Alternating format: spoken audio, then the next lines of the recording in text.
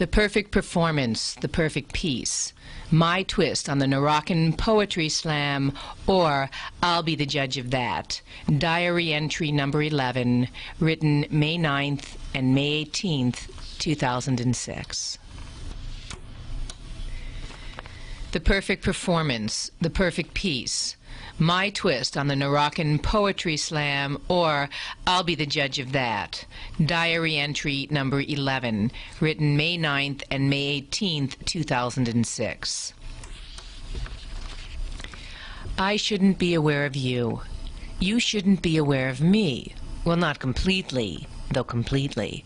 And yet, there we should be together, to where you've taken me. We. You see? Here's what I mean.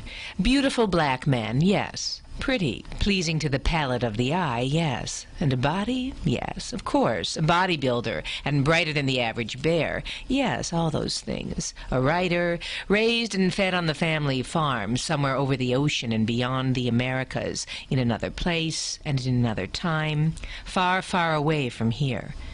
But when we bare our souls, the whole story is brought to bear. Yes, sweet and gentle in bed, the one time I can speak of. Yes, all the right moves, but moves they were.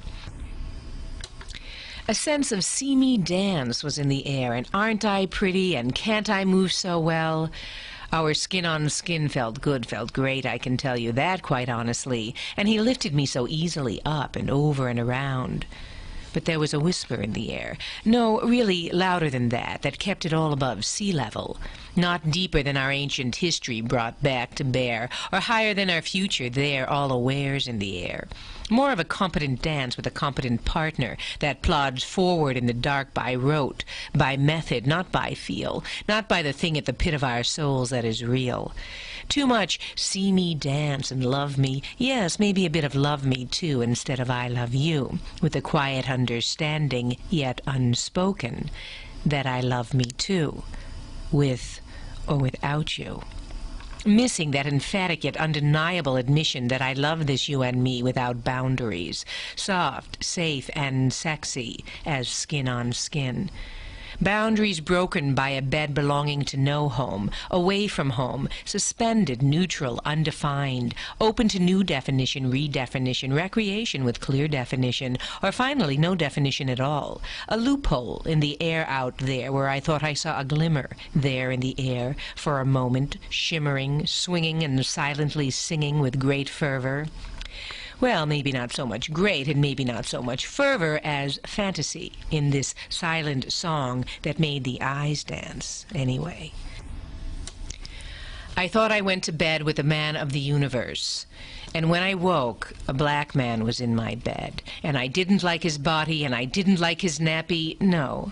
Naked head, a naked head, propped up on one elbow, cradle in hand, reclining, not easily, not naturally, but with attitude, too much attitude, or maybe none at all, and maybe natural too, as he wore his black man by birth like a gilded badge he had earned, imposing upon, perhaps without purpose, but still, scraping against, aggravating the skin of my own soul, my own definition as I sought to approach myself completely, without and with bound.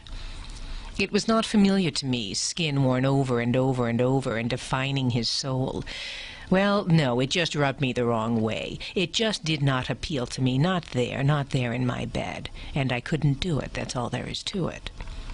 There, tested in the bed with no home, where through this night and day light I wore my spotted albino skin loosely draped over my own soul, that was to only partly define me, or to allow appropriate portions of my soul to be seen through that skin, leaving the naked spots more clothed than not that night.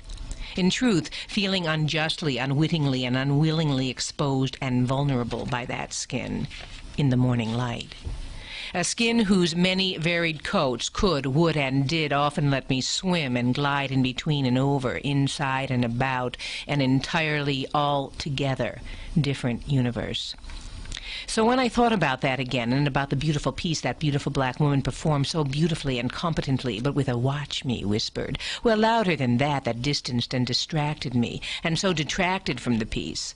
That's what I thought of, the thing missing in my bed that night, the skin that cried, "See me, watch me, love me," without the "I love you." And so I lose myself inside it, though standing firmly beside it, and inside and out of it, my skin with you.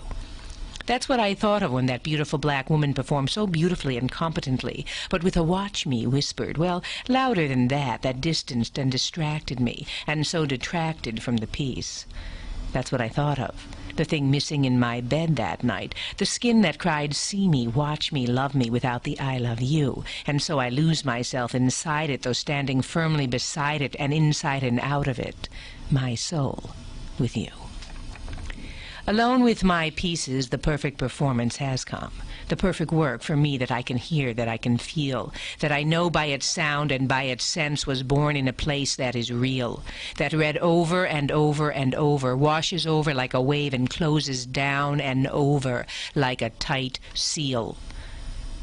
There's no whisper in the room to distract you and detract from you. There's just the quiet, peaceful silence of the open sky just above the clouds that I have seen inside a plane flying over the sun. There's just the deep, deep stillness of the ocean and the center of the sea. And together, there, you and me in the place where you have taken me. We. You see? And then I asked him with my eyes to ask again, and then he asked me, would I? Yes. And first I put my arms around him, yes, and drew him down to me so he could feel my breasts all perfume, yes. And his heart was going like mad, and yes, I said, yes, I will, yes. So tightly to the handles of my stationary running track, my grip, I'm just not ready to let go of it, my script, as yet. Okay, eventually I'll learn it by heart, as I know it, as I wrote it by heart. You'll see. But for now, I think this is another bite me, or don't, and I'll be the judge of that. Do you think that this is too much see me, watch me, love me? Or do you think we can package it up, pitch it, and sell it as irony? Maybe. Then again, maybe not.